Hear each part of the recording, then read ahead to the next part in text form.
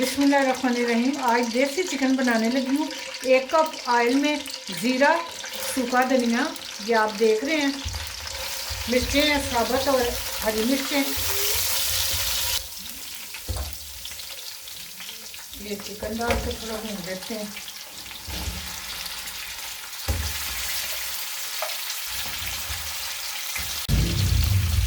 एक table spoon अदरक और 1 लहसुन।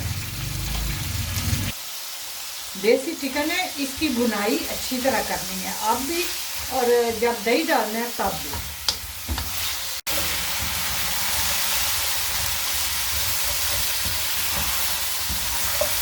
जी अब थोड़ा नमक डाल के तकरीबन 1 टीस्पून के करीब।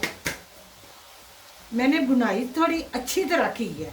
ये 2 गिलास पानी अब डालने लगी हूँ और ये टमाटर ऊपर रख के बस इसको गलने के लिए छोड़ दें, लेकिन थोड़ा थोड़ी देर बाद चेक करते रहें।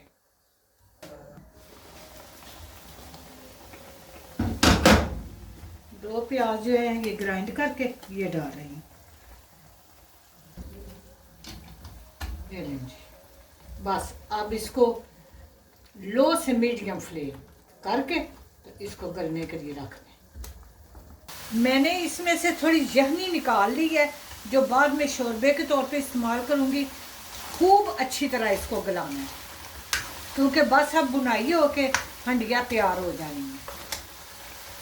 ये 1 कटोरी दही, जिसमें हल्दी ½ टीस्पून और 1 टीस्पून भर के मैंने गरम मसाला और मिर्चें डाल दी। इसके साथ बुनाई भी हो जाएगी।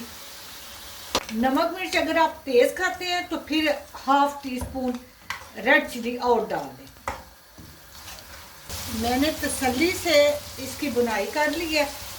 अब ये जो इसकी जमीन निकाली थी ये डाल के बिल्कुल लो फ्लेम 2 मिनट के लिए कर दें, क्योंकि इसकी थोड़ी ग्रेवी जो है ना वो अच्छी लगती है। चलेंगे बिल्कुल लो फ्लेम।